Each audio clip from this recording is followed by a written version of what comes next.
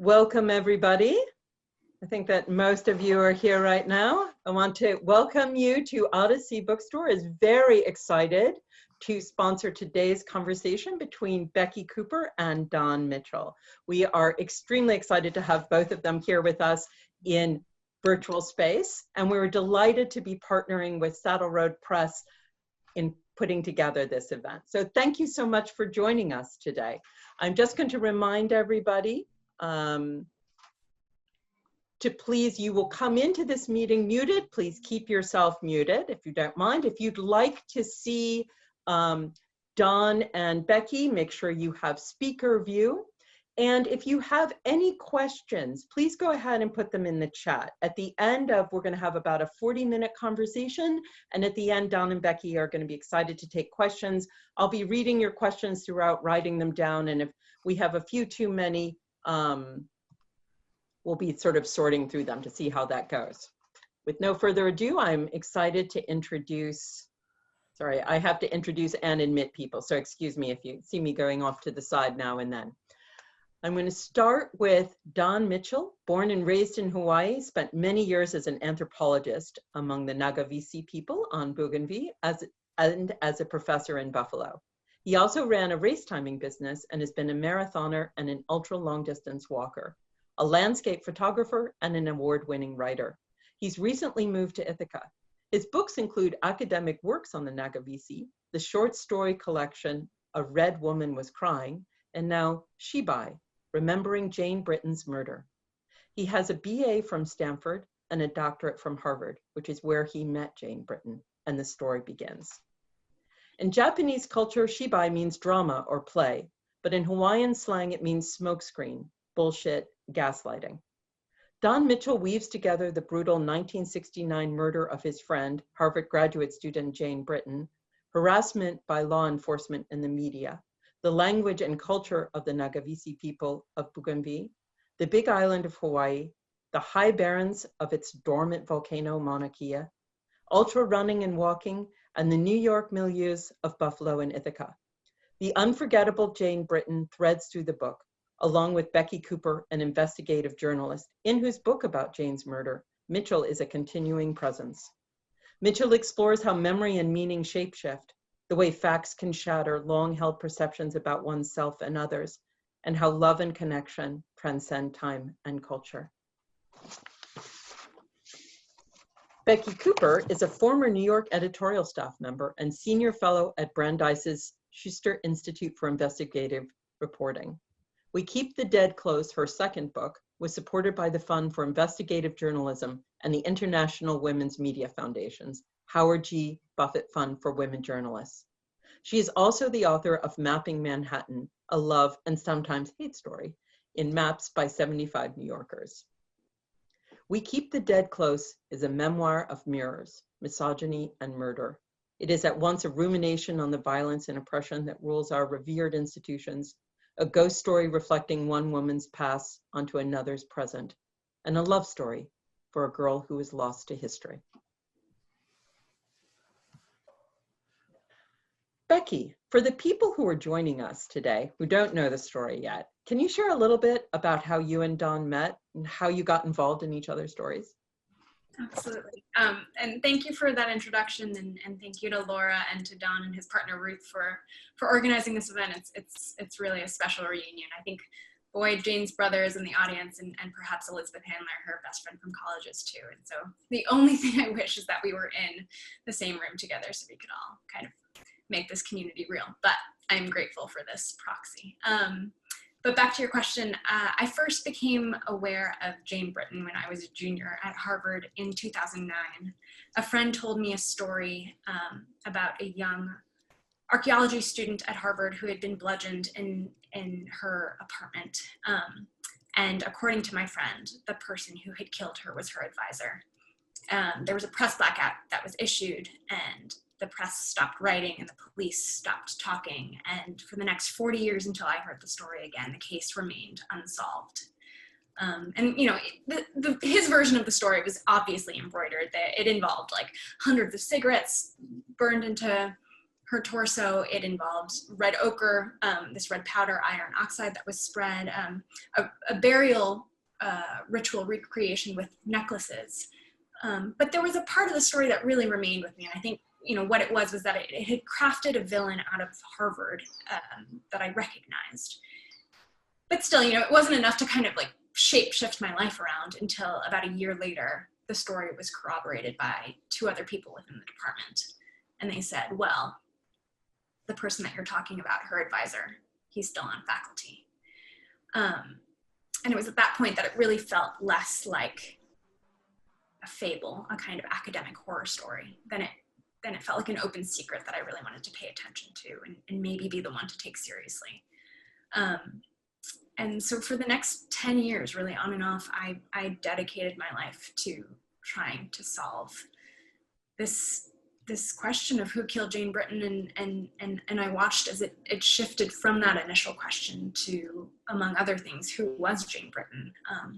And over the course of trying to answer that, I was lucky enough to be entrusted with the stories and the memories of people in her community, not least Don Mitchell, who I first became aware of the night after the story was corroborated, or the night, in fact, that it was corroborated, when I started Googling, and I found out that Jane's friend and neighbor had been the person to discover Jane's body in her apartment, along with Jane's boyfriend at the time, Jim Humphreys. And it took me years first to get up the courage to reach out to Don, which I did in 2014. And then it took me 3 more years to convince him to talk to me. But it's been a pleasure ever since, really. And Don, ever since I first contacted you, even in 2014, I didn't know all that much about you, but I did know that you were trying to write something about Jane. And at that point, you had expressed it to me as a work of fiction. And Shibai is, among other things, a memoir and a true crime story at the same time. And, it weaves together so many different threads. It weaves together running and photography and your work with the Nagovisi and meditations on memory, and your reflections on Jane. And I guess I wanted to kick off your portion of it by asking you, how did you weave all these threads together? And how did you decide to structure it? Well, I don't want to start without having a little fun about our meeting or not, because I think it's pretty funny. Becky got in touch with me and I blew her off because I thought, well, I don't know what she's up to. It probably has something to do with Jane. I was trying to write a novel about Jane, which wasn't going well. And then I said to her, and I meant it, I'll get in touch with you one of these days. 3 years later, or was it 2 years later? In any case, she called, and I talk about this in the book. I saw the area code. I thought it was my daughter-in-law. I picked it up, and there was Becky, who made so much sense so quickly that I realized, what was wrong with me? Why did I even think that I shouldn't cooperate with her? And in a very short time, as I said, she just convinced me that she was the real thing, which she is. And that was it. I said, all right, we'll go. I'm in. I think I might have even said literally, I'm in. And so from that point on, we began to talk to each other, and eventually we met in person when she came to Hilo. And that's continued up to the present day. But back to the book,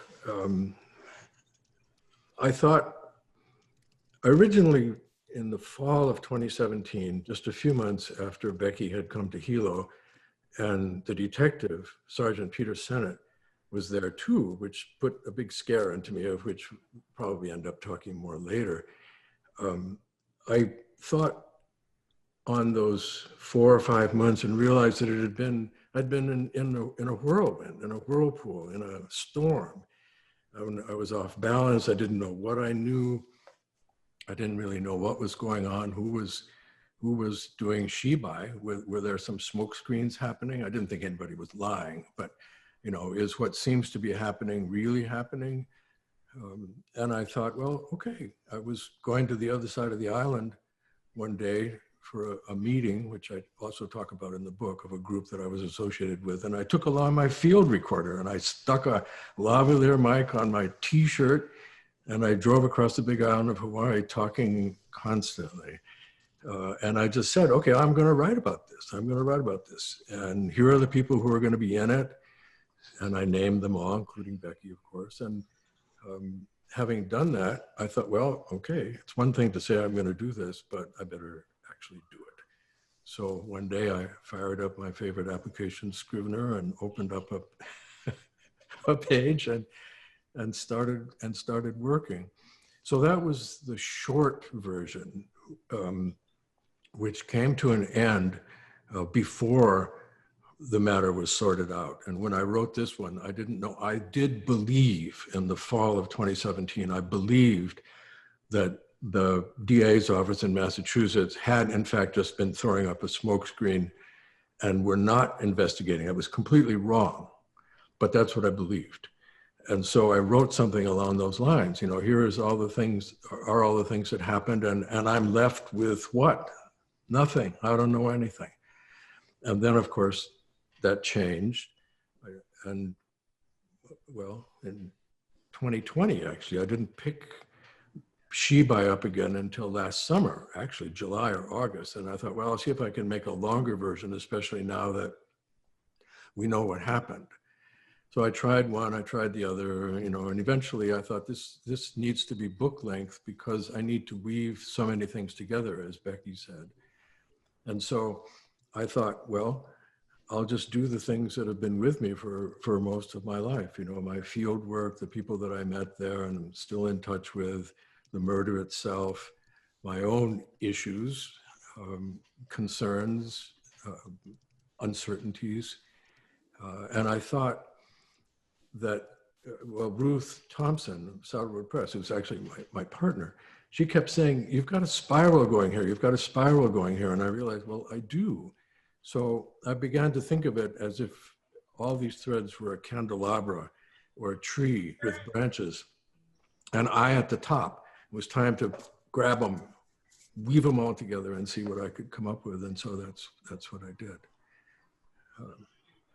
And I think it's, for people who haven't read it, perhaps it's a little unusual, but it gets to the end.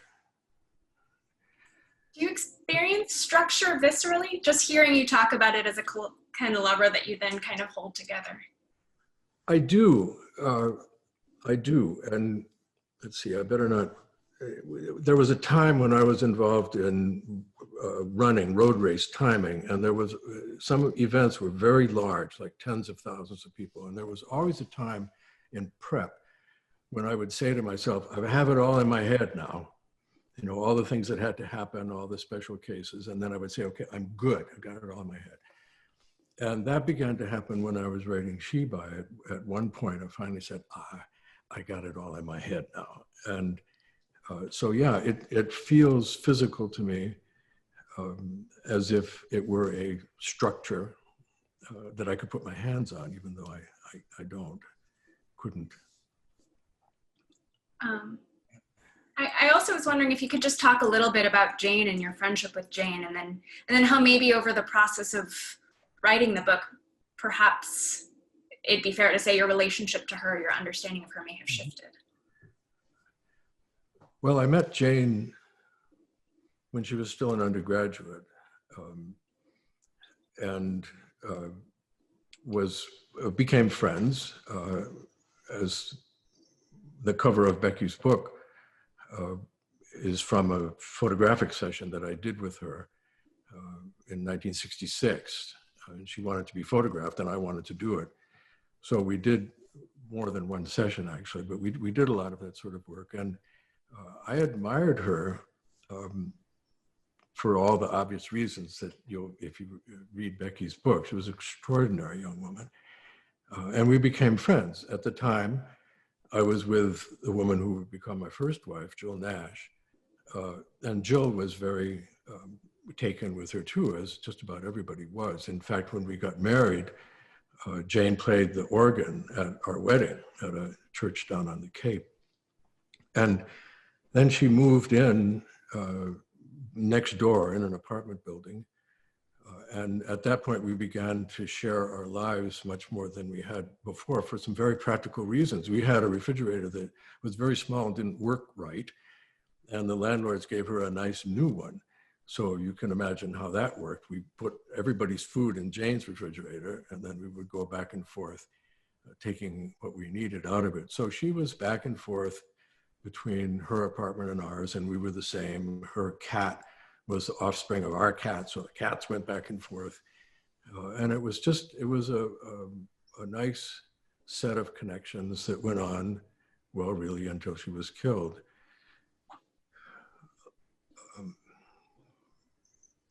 So let's see. What struck me eventually was that Becky's knowledge of Jane became very detailed. And by, let's say, 2018 or so, I thought that Becky knew more about Jane than I did. I didn't think it, it's true, even though she had never met her. But Becky had spent so much time talking to her friends and reading Jane's letters that her brother Boyd gave her. That was a very interesting thing to me. When Becky told me that she typed the letters so as to get the feel of her doing them, I just went like, what an amazing thought, you know, to do something like, you don't just read them, you type them.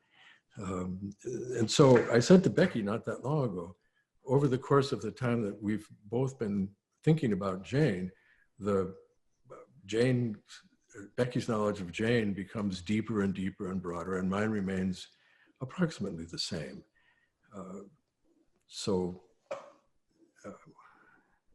don't know if that's fair. I think, well, I don't know if I would argue that I know Jane better than you. I think I know facts. I have a collage that other people have offered me, and I've put it together, and I've maybe made a scholar of myself out of it in a way that you haven't, but you know what she's like as a friend, and I will never know that. And I don't think I can overstate how important that is as a difference. But then secondly, I do think, just from talking to you,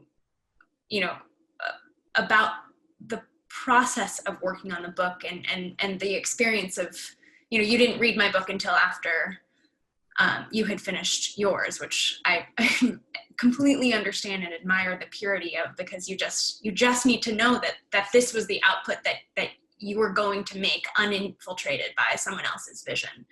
But I do think at least your understanding of your own relationship with Jane has shifted over time. Like, that isn't a flat line. Yes, it has. I think, though, I really go back a little bit to what I was saying about your book. I didn't begin to fully think of Jane in the world until fairly recently. I thought about Jane in terms of me and what I had done with her and what I thought of her, because really that's about all I had. I didn't know, for example, about her life as an illustrator. I knew very little. Some of those drawings that you showed me were extraordinary. I hadn't known about those. So yeah, the point is that I eventually began to locate Jane in her context and could see her there. But for me, I think really in my heart, it was almost nothing more than a loss that I never quite got over. And so there was that feeling, this wonderful woman was killed. I never had a chance to reach her potential. I know that's something that people say, but it would have been there was a lot of potential there. So I thought about her like that for almost 50 years. It was just a hole in my emotions, and Jane was there. I'm not sure I'm answering your question, but that I think at one point when I was working on Shibai and also working on a novel, I began to think that I had not put myself in her head, and that I needed to do so, and that it was going to be very difficult to do that. And so that was one of the understandings that I came to. That makes a lot of sense. And I think it seems to me a legacy of having been trained as an anthropologist to talk about putting someone in their context, you know, and I think the legacy of that is everywhere in your book. You know, you're constantly, one of my favorite phrases in it is a kind of examination of what you call the contortions of the eye. You know, there's the you in 1969 remembering the events leading up to Jane's death. There's the you know, over those years, remembering that grieving period and experiencing it simultaneously. There's the you in 2014 when we met, et cetera, et cetera, et cetera. And like, there's this constant self-reflection in there over who gets to tell the story, what story is the true story, how do you relate to yourself over time as the story is also changing because of your shifting relationship to those memories. And I guess, you know, I wonder the extent to which your decision to put your book in the second person was also a relic of, or inconsistent with that training as an anthropologist, or was it something else? I'm not sure it had to do with training as an anthropologist, but what I was trying to do, in case the people out there don't know, the whole book is written in the second person. You this, you that, you the other thing. I was looking for some distance, and also, although I don't think I said it to myself when I began, it became a kind of self-interrogation, as if I were saying to myself, why did you think that? Why did you do that? What did you miss? And I was, in a way, I think, distancing myself from the horror on some level of the murder. It was a murder, you know. Now it's important to keep that in mind, and the mystery of it. And I kept questioning my own interpretations, and I thought that was the best way to do it. I mean, sure, I could have done it in first person, but that just didn't feel right to me. So there's even a chapter called "You Decide to Write in Second Person," which is where I talk about these things. But yeah, it was all very, over the years that I was actively working on this, it was all very much a sense of what is going on here. And this was especially the case when you appeared on the scene, Becky, because you were finding out things, and some of them were things I knew or at least had an idea about, and some of the things were new to me, something that I hadn't known at all. And I remember very often sitting at my desk saying, what's going on here? Which is a strange thing to say when you're talking about a murder that's almost half a century old. What's going on here? No, what's going on there? But I kept thinking about it, what's going on in me? And that's part of the reason why I wanted to do that.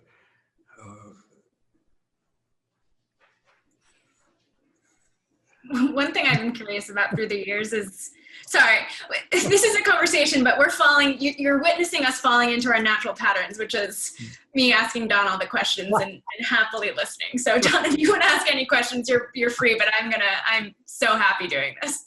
Well, let me do some of it, because it was pretty amusing. When Becky came to Hilo, and we spent, 5 or 6 days talking, well, it's not all we did, but we talked a lot.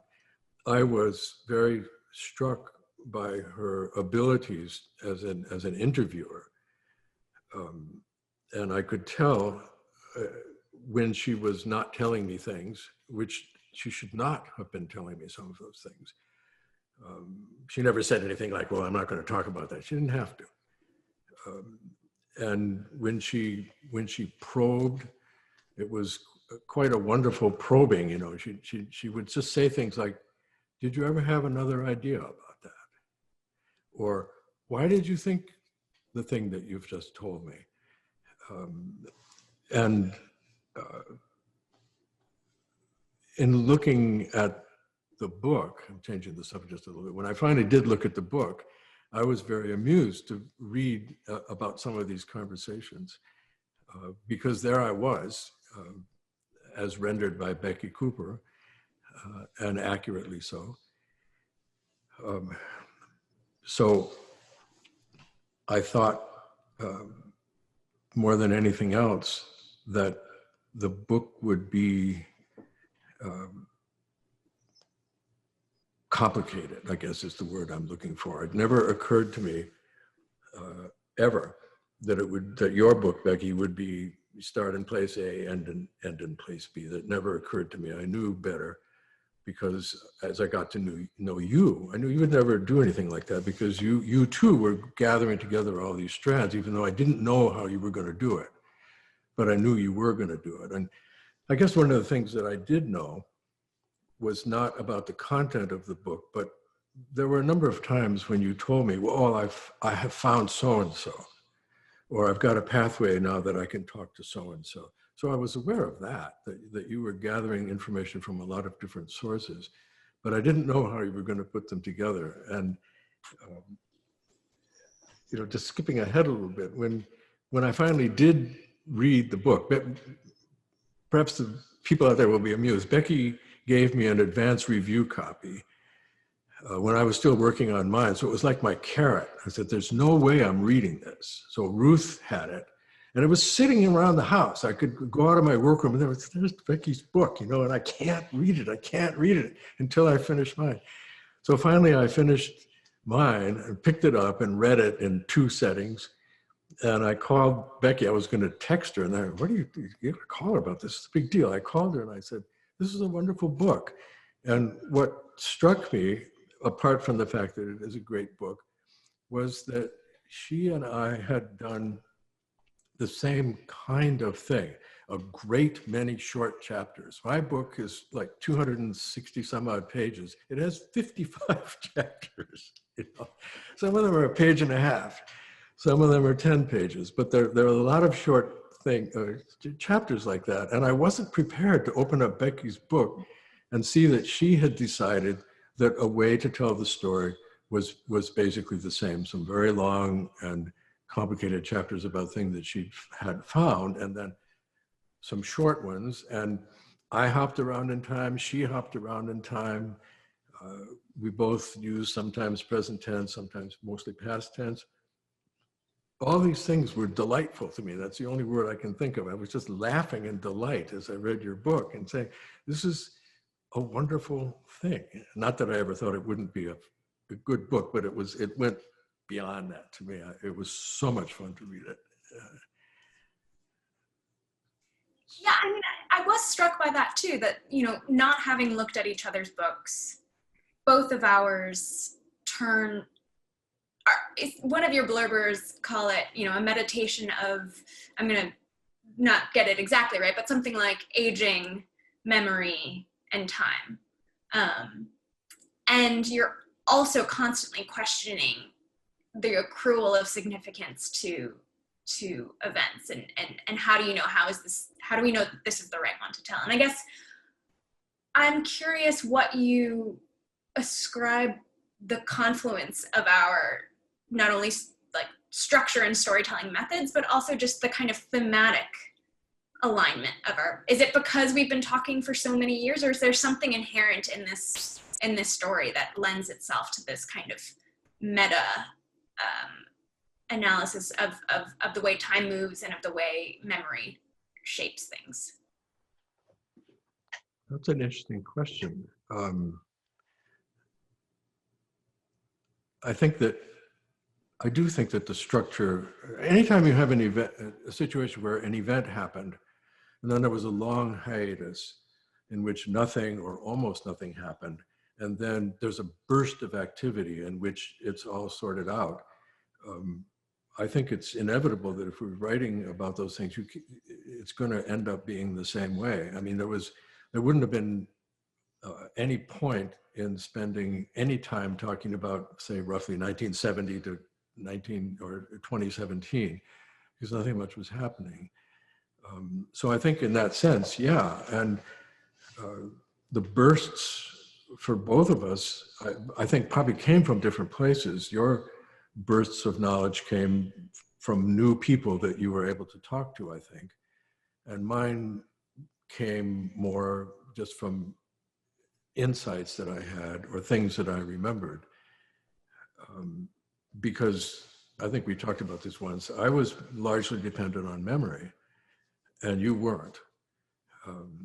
And I found out, and I'm changing the subject slightly here, I found out a few things about memory that those of you who are not old, you may encounter this when you get a little old, but one of them is that you forget things. So that's not even interesting because who doesn't forget things? But the other two things that struck me about memory were that one, having wrong memories, I don't want to call them false memories, but believing that something had happened and it didn't happen that way. And I wouldn't have had any way of knowing that, of course, until I heard from, until I saw Becky's book, or actually in the way it actually happened, until the fact checker, Samin Gauhar, asked me a few questions when she was being a fact checker. And you know, since she was asking me those questions, I thought, oh, okay, well, this is something that's in Becky's book. And I realized, well, I got that wrong, I guess. But then it all, as I have a part of a chapter, then it all turns, well, maybe I didn't get it wrong. Maybe the police got it wrong. You know, maybe the stenographer transcribed the tapes wrong. Maybe there was noise. And, you know, once you enter that phase, you go down the rat hole, and I don't even know how you get out. The other memory thing, which I had to deal with on my own, but Becky at least was able to work with, is people who had encountered the same thing who came away with different memories of it. And then the question is, well, did I get this wrong? Did the other person get this wrong? There was an incident in which Jill Nash and I went into Jane's apartment to get clothes at her mother's request, to get clothes in which she would be buried. And even now, I remember how heartbreaking that was. It seemed strange and heartbreaking at the same time. We're going in here going through her dresser, finding clothes for her to be buried in. So that, for me, was a memory that has stayed with me all these years. But it would seem, from what Samin found out, that I'm the only one who has that memory. Now, that's interesting to me. And it's not the only time that kind of thing happened. So dealing with memory, apart from the way we all deal with it, do I remember that, do I remember that? The other thing, but trying to write about something is tricky. And having said that, I'm not sure what else to say about it.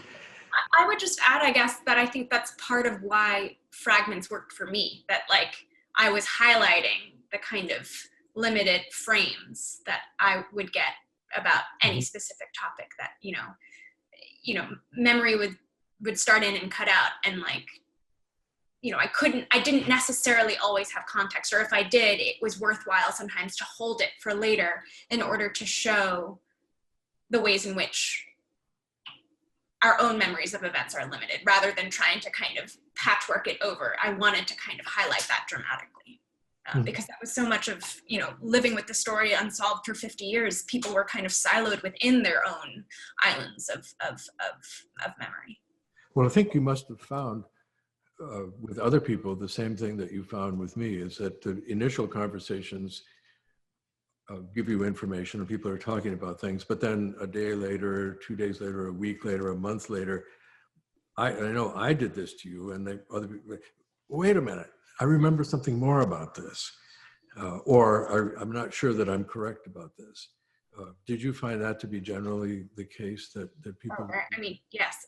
So the thing, I guess, that surprised me, one of the things that surprised me the most reading your book was that there's a passage in which I'm interviewing you, and you're trying to like gauge where I'm going and see if you can kind of answer the way that I might want it and see if you can kind of guess where I'm heading. And I had no agenda. Like there was zero hidden agenda for me trying to like angle you toward an answer I want. The only agenda that I had was to turn on the memory faucet, because once it's on, then everything else comes out. So it was like, I knew certain things that I wanted to ask you. I knew I wanted to ask you about your friendship with Jane, how you met, you know, what it was like hanging out with her, but like, and then, you know, grand jury and the day of finding her and whatnot. But, you know, there's no way I think that you'd remember necessarily, you know, the night that you had a party and drew on each other's bodies with markers, unless, you know, we were talking about the Beatles records that you'd buy at the Harvard Coop, and then that memory buys like going to Elsie's, and that buys going, and then eventually you end up with the markers. And so my only hope and my only plan there was to get answers to questions I didn't yet know to ask. You must have, I mean, you had a tsunami of information. I don't know how you organized it. I mean, I know in a general way how you did, but to me, that's another difference between the way we wrote our books and the way that I had lived this. I remember saying to you, I've been in a bubble. And I didn't mean a bubble the way we use the term now, but what I meant was that since, for many years, I had had no new information about the case, none. And because of the life that I was living and where I was living and so on, I was not in contact with people who knew anything about the case, or rarely. And so I didn't have anybody to talk to about it, who would toss things, well, I remember this, or I remember that, or there was none of that. And then when you came, that was what led me to say, I haven't had any new information about this case for 40 years. And that was quite a surprise to me, thinking about myself. I realized, whoa, you know, you've been spinning around in a locked room, as far as this is concerned, for a great many years. And now, which I think one of the reasons that I was so pleased with our interactions, realized that the door's open now. You know, the door's open. Becky has opened a door in which I'm going to receive new information and work with it as I can. And then, of course, later on, Detective Senate opened a few doors for me too. And I learned things that I hadn't learned, and it widened my perspective. But it was a blossoming, in a way, a blossoming of information. And that was, I think that was when we were talking about structure.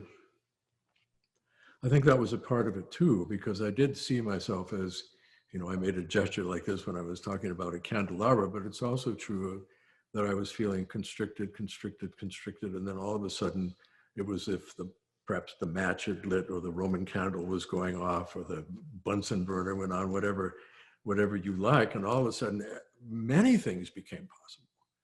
Things to think about, things to write about, things to do. It was extraordinary.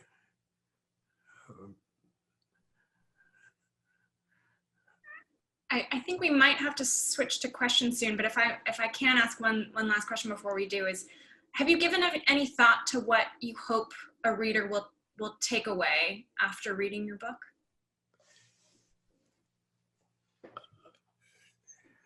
I hope that a reader will, well, I'll say one obvious thing first, which is that a reader will understand that things like this are extraordinarily complex. And there is no such thing as the right answer or the straight answer. I think a lot of people know that in general about the world, but I hope that people will take away from it that it's possible to tap into a very large number of different sources of information. In this case, people in the far South Pacific that taught me things. That it's possible to use fiction in nonfiction, as I did. If you read the book, you'll see there are sometimes when it suited me to make a case by picking up something I had written some fiction that I had written years before and say, well, this says it better than anything I could say today. So I think that would be, and I'm not saying that facts don't matter or anything like that. I hope I'm not being misunderstood. But if the intent is to give a feeling, to give the concept of what went on for people to understand the whirlwind that I spoke of, then I think all techniques are on. Nothing's off the board. And that's what I tried to do. So, I think if there's one takeaway, it's like, okay, this guy is in his mid-70s and all of a sudden his world blows up. Not in a bad way, it just blows up stuff. And what is that like? What is that like in the course of just a few months, that something you've been chewing on for 40 years, all of a sudden it goes like that, and it's extraordinary. So if I did succeed in giving that kind of feeling, then it was a success. And you want to take a shot at that, or do we have What to? do I hope? I mean, I hope people walk away with a couple of things. One I think is a sense of Jane being real. I think it's hard to say, because one of the things I was most worried about was creating a kind of poor facsimile of who I believed her to be. And I think that's unavoidable to some respects, in the line of biographer and historian's work. But I have tried really hard to go beyond, not just saying, she's not just a victim, she's not just a cipher, she's not just a symbol, but like, laugh at her jokes. Like, she felt more real to me for many years than other people, and partially probably because I was like locked in my room in Boston. But I hope that I've made my points viscerally in the book, that like Jane matters, that stories can be dangerous, and we need to be careful with the biases and assumptions that we have going into fitting facts into them. And so I've been heartened by like emails from readers saying, I have walked away from this book and it has forced me to critically think about my own place in this world and the stories that I tell. That I hope that it kind of, I call it a kind of Trojan horse of true crime, where it blows up the genre from the inside. So that's my hope. Well, I want to thank you both. I think we all found that fascinating. I could honestly sit here for another hour and watch you two, or longer, watch you two talk to each other. There are a few questions from participants, and if you've got more people, please feel free to add them to the chat, and I will read them as they come in. There were a couple comments about how much people enjoyed reading both of your books together, and how they really felt that kind of brought each one alive. But there is a question that says, could you talk about how your books would be different if the case was not solved toward the end of the writing period? Well, actually, that was one of the things I thought Becky might talk about. My answer is quite simple. If the case had not been solved, I don't think I would have written this book. I would have stayed with the relatively short piece that ended with me in the fall of 2017 discouraged and thinking that, well, I've learned a bunch of stuff, but this is going nowhere and I'll never find out what happened. But Becky, I think, was in a situation where she must have had some idea of how she was going to wrap up this unknown business, and then had to redo it. But tell us about it. Well, when I wrote the book proposal, I had guessed that the end would be a kind of meditation on why we desire certain stories, because I think it was going to take us through the same three suspects that the book goes through. And it was going to end with some kind of meditation on, I really don't think it's any of these three, and kind of wrap it up into a larger story about who we allow to be victims, how we limit them, who we want to be the villains, and how we limit them.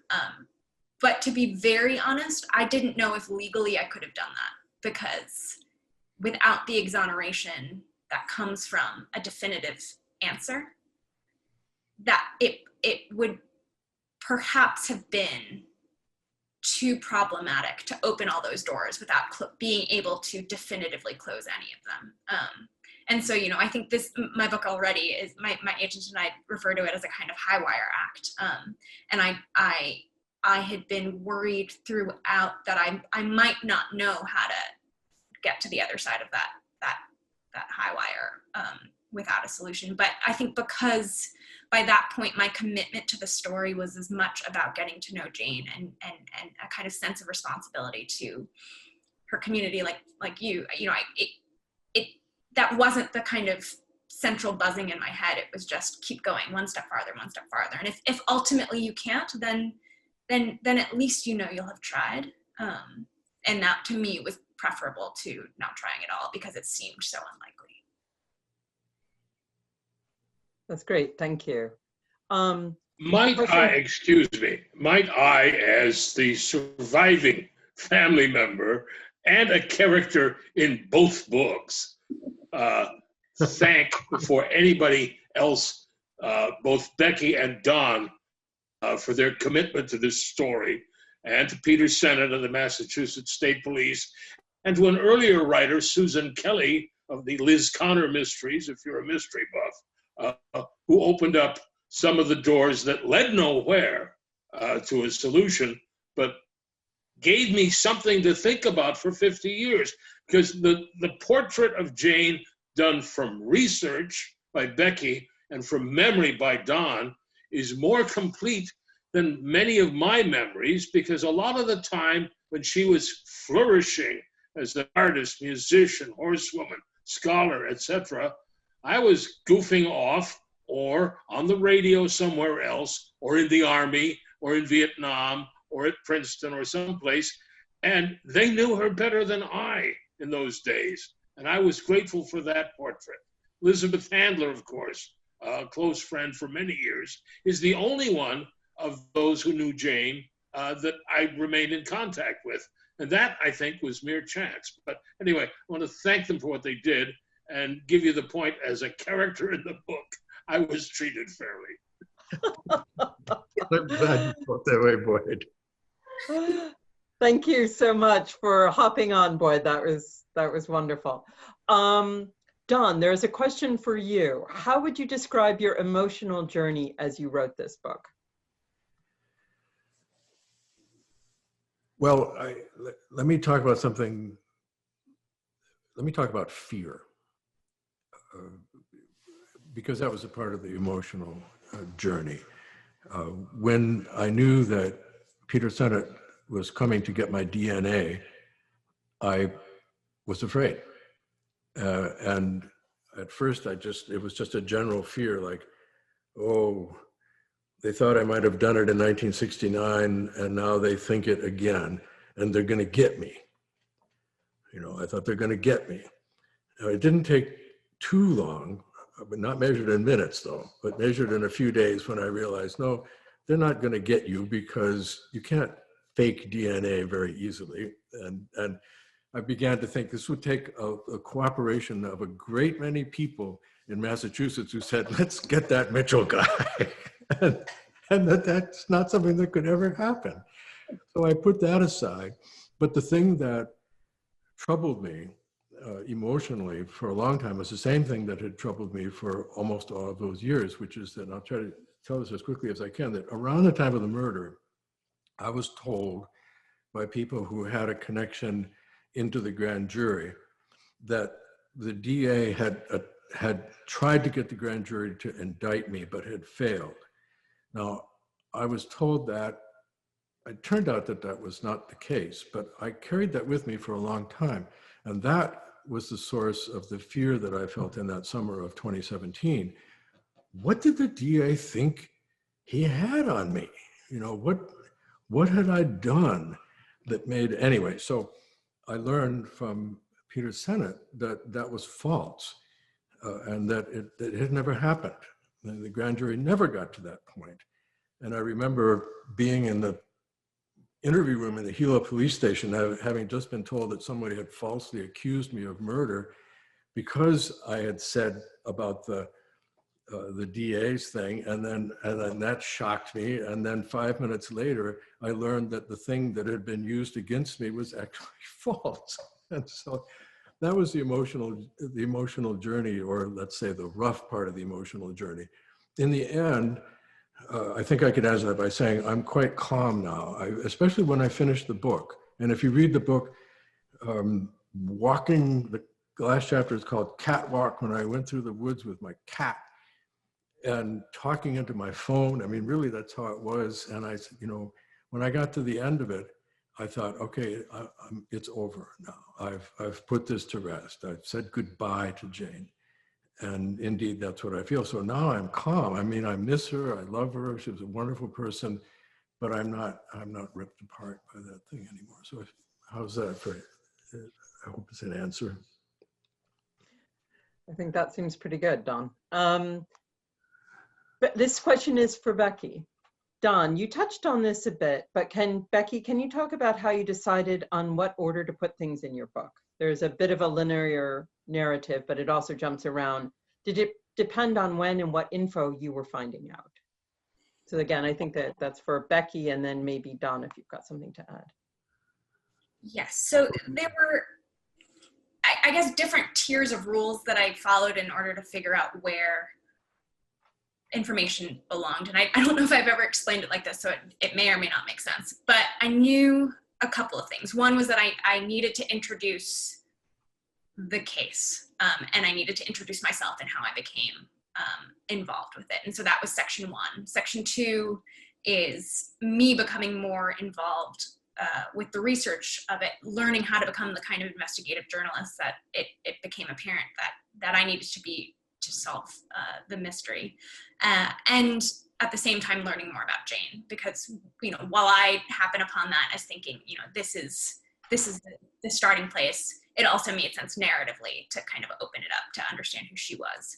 And then the next four sections, 3, 4, 5, 6. Yeah, 4 sections are focusing on the 3 different suspects around whom I call them constellations of suspicion kind of accumulate, with one extra section thrown in where one of the suspects kind of pivots from a person to a symbol, and a kind of exploration of the ways in which that symbol operates within the cautionary myth that I believed Jane's story to have been elevated to within the anthropology community. And then the final section is, you know, the kind of denouement where you get the solution to the case, as well as the kind of expanding out of, even if villainy in the book is, it is not simply who killed Jane, but in fact this kind of, if my sense of the kind of cautionary tale is right, then it's not just silencing of one woman on one night, but this kind of systemic silencing of women in academia. So while the Jane story is kind of closing in on one particular person, the other part of that story is opening out. And so that was what I was trying to balance in the final section of the book. And then I think, you know, my part of the story pretty much follows myself chronologically. And I think the tricky bit for figuring out how to put in the information for the flashback scenes was I didn't want the reader to know more or too much more than my character did in any given moment in the text, because I think it was really important to me that readers learn alongside me and make mistakes alongside me and feel shame alongside me. And so I think the kind of doling or parsing out of information just followed, like, how am I honest about this while still recreating the experience that I need to have readers feel alongside me. Thank you. That was very interesting. Okay, one last question. Don, your book is not about information so much as it is about the growth of the narrator, which puts your book squarely in the tradition of contemporary memoir. Would you say something about the narrator's progression, which I think is an interesting comment next to what you just said? Pilgrim's Progress.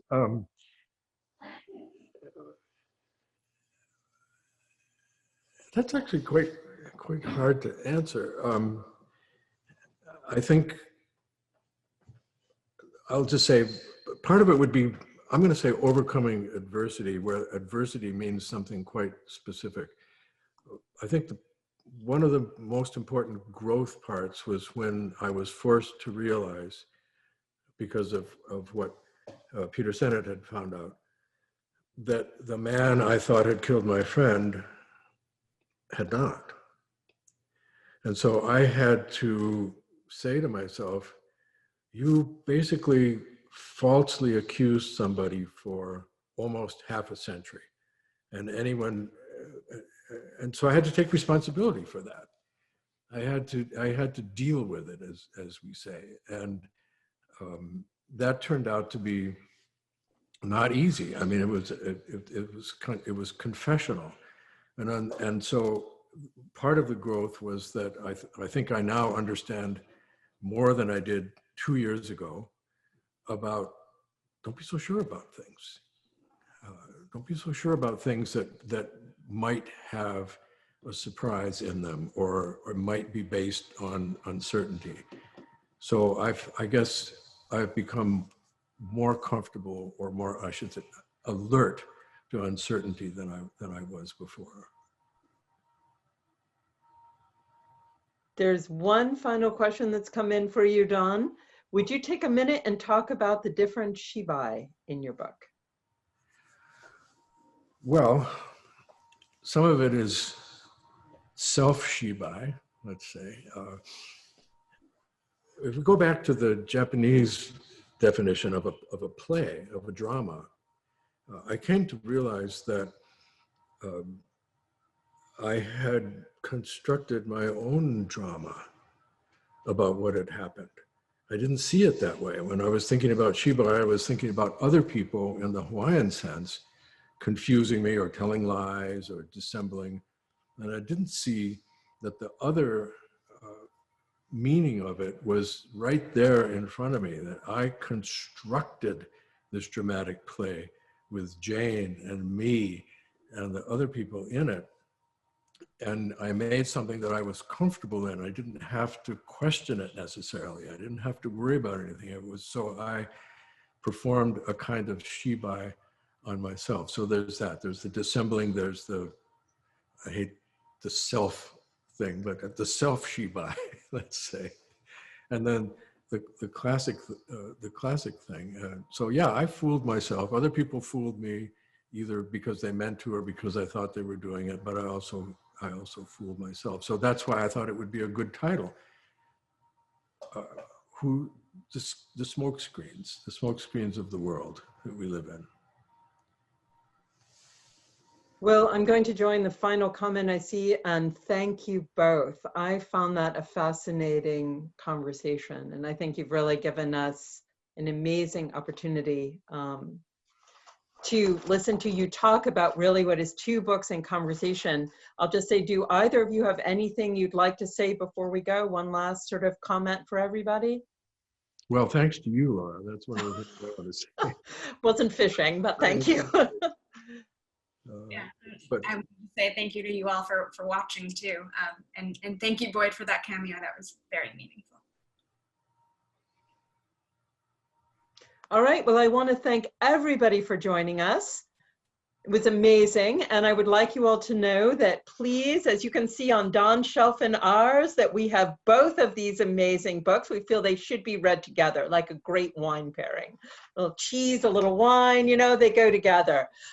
If you come to our store, which you can look for information on our website when we will be available in person, but soon, both Don and Becky have graciously offered to get us autographed copies. So we're excited to share those with you. But thank you so much again, both of you, for this truly amazing opportunity.